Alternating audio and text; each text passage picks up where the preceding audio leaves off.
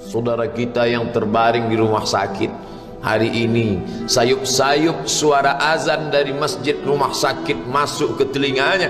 Dia menonton di televisi acara live salat Jumat, tapi saat itu dia hanya mampu terbujur kaku. Ruhnya masih ada dalam jasad. Anaknya tidak bisa berada di sampingnya karena security tidak mengizinkan keluarga berada di dalam ruang ICU. Dia duduk di dalam. Suara terdengar, azan bersahutan, hayya 'alas salah, mari salat, hayya 'alal falah, mari menuju kemenangan. Dia hanya bisa meneteskan air mata. Kenapa? Kalau dulu dia waktu sehat sempat beribadah, penyesalannya tidak terlalu banyak. Tapi kalau di saat sehat walafiat tak sempat untuk menempelkan kening ke lantai, tak sempat melangkahkan kaki ke rumah Allah, tak sempat mendengarkan khutbah, maka tak ada duka di atas duka. Air mata yang meleleh tak dapat mengembalikan masa lalu. Lan tarji'al ayyamul lati madat, yang lalu tak dapat diulang kembali. Air mata darah menangis, yang sakit tak akan sembuh, yang mati tak akan hidup. Penyesalan selalu datang di akhir perbuatan. Belum pernah orang menyesal sebelum perbuatan berlalu. Selalu penyesalan di akhir. Di saat itu penyesalan tak lagi bermakna. Apa kata mereka ketika melihat azab Allah? Rabbana, hai Tuhan kami, ya Rabb kami, absarna, mata kami sudah melihat azab, wa sami'na, telinga kami sudah mendengar suara tangisan, teriakan, pekikan di dalam neraka. Farji'na, kembalikan kami lagi ke dunia, na'mal salihah, kami ingin beramal saleh, inna muqinun, kami yakin seyakin-yakinnya. Tapi saat itu penyesalan tak lagi bermakna, karena dunia tak mungkin utuh semula, karena sudah menjadi sunnatullah yang lampau tak akan kembali. Idza sama'un fatarat, langit terbelah, wa idzal kawakibun tasarat, planet-planet bertabrakan, wa idzal biharu fujirat, lautan diledakkan, diletupkan, wa idzal quburu bu'asirat, semua yang dikubur dibangkitkan. Alimat nafsum ma qaddamat wa akharat, disitulah orang baru sadar apa yang dulu pernah aku lakukan.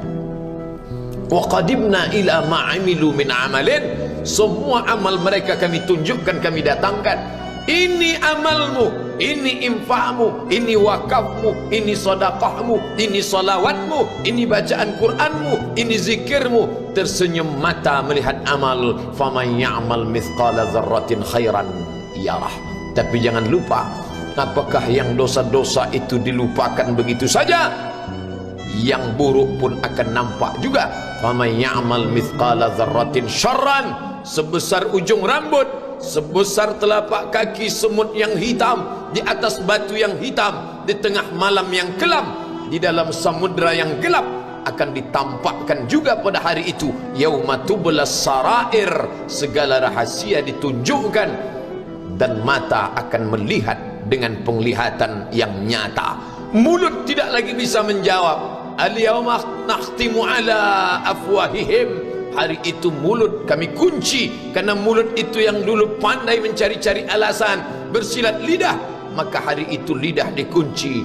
Wa tukallimuna aydihim, tangan mereka kami buat bicara. Wa tashhadu arjuluhum, kaki bersaksi.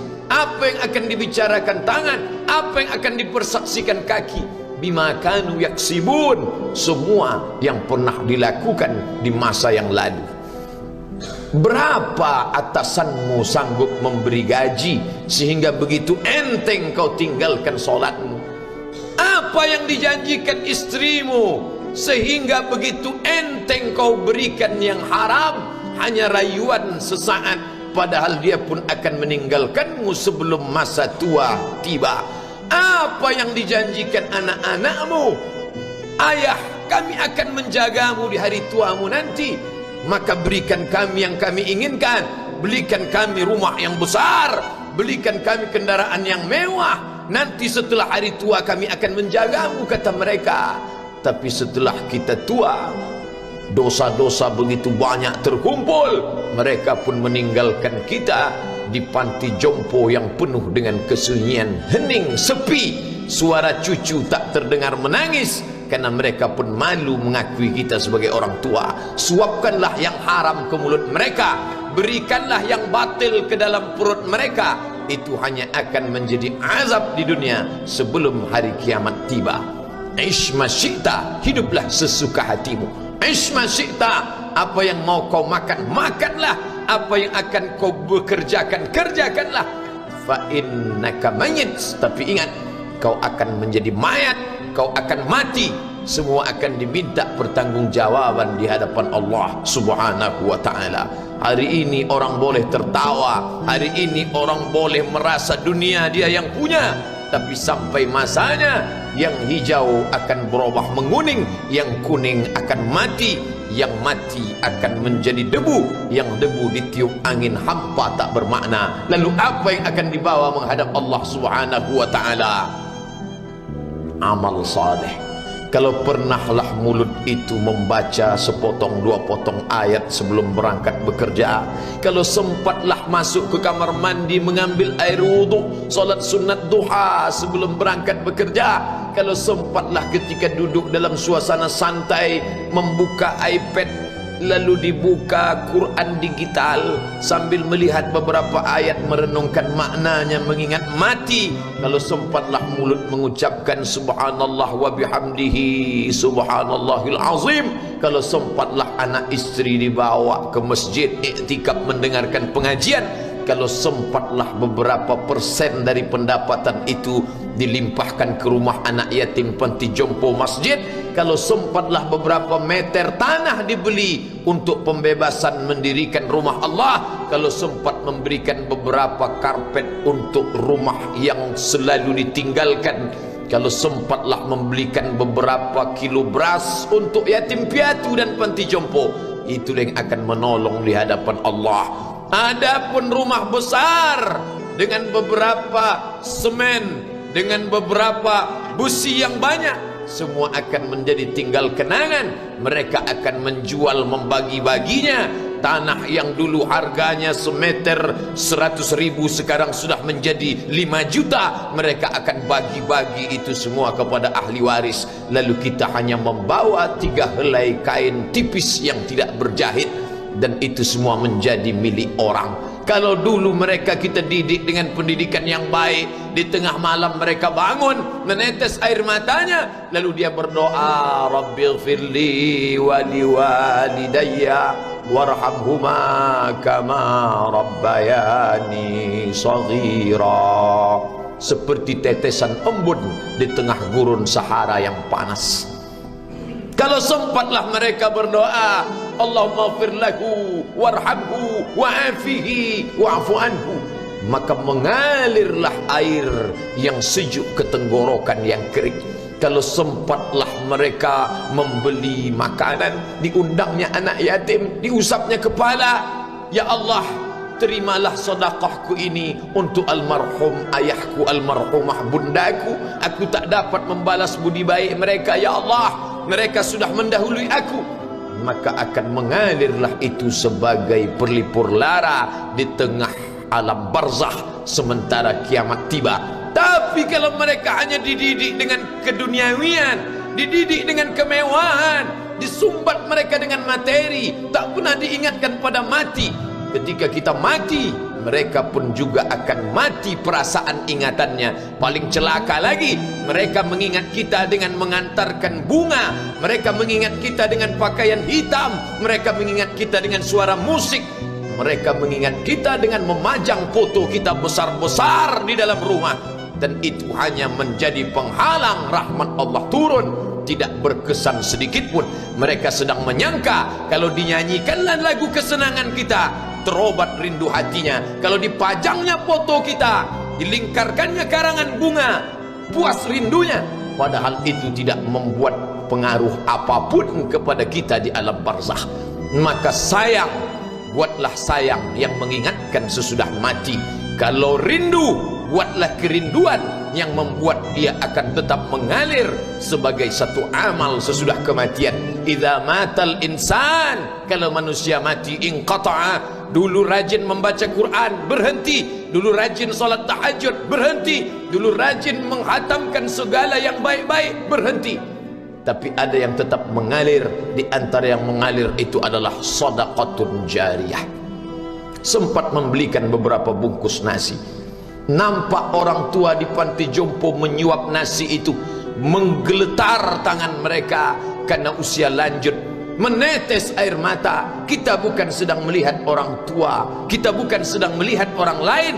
Saat itu kita sedang melihat potret diri kita 30 tahun yang akan datang. Di mana aku 30 tahun akan datang? Surga, kenikmatan yang luar biasa, tapi dia tidak akan dimasuki oleh orang yang biasa-biasa. Solat biasa, baca Quran biasa, zikir biasa, untuk mendapatkan yang luar biasa, maka itu bukan perimbangan ibadah yang fair. Hanya dengan solat wajib biasa, hanya dengan baca Quran biasa, hanya dengan zikir biasa, hanya dengan sedekah biasa, berharap akan masuk ke dalam surga yang luar biasa, maka sungguh bukan suatu perimbangan perniagaan yang seimbang antara makhluk dengan Khalik Allah Subhanahu wa ta'ala. Khutbah Jumat ini kembali mengingat kita, mengajak merenung bersama. Kita ini mau kemana? Di sini untuk apa? Yang kita bawa menghadap Allah itu apa? Apakah nama, jabatan, kebesaran, harta benda ikut menghadap Allah? Tidak. Dia akan tinggal menjadi puing-puing kenangan. Yang akan dibawa adalah amal saleh. Makanya kita selalu berdoa selesai wudu, Allahumma ja'alni minat tawabin waj'alni minal mutatahhirin, ditutup dengan waj'alni min ibadikas salihin, karena orang yang soleh lah yang selamat dari kerugian, yang lain rugi. Innal insan, semua manusia lafi khusrin, rugi. Yang kaya rugi, yang punya kuasa rugi, yang ganteng rugi, yang punya anak rugi, yang punya istri rugi. Tapi ada yang beruntung, illallazina amanu, kecuali yang beriman, wa amilus salihati, dan beramal saleh. Itulah orang yang beruntung, karena dia akan hidup dalam kehidupan yang kekal abadi, membawa iman dan amal salehnya. Kalau sampai hari ini masih bersemayam di dalam diri kita, mari kita jaga. Dan kita berharap kepada Allah husnuzan, Allah menutup usia kita ini dengan husnul khatimah. Ketika itulah malaikat datang memanggil, menyambut, ya ayyatuhan nafsul mutmainnah, wahai jiwa yang tenang, irji'i ila rabbiki, kembalilah engkau kepada Tuhan Rabbmu, radiyatan mardiyah, engkau ridha kepada Allah, Allah pun ridha menerima engkau sebagai hambanya. Fadkhuli fi ibadi, masuklah engkau ke dalam golongan hambaku. Wadkhuli jannati, masuklah engkau ke dalam surgaku. Saat itu ruh keluar dari badan seperti tetesan air di hujung daun yang lembut menetes.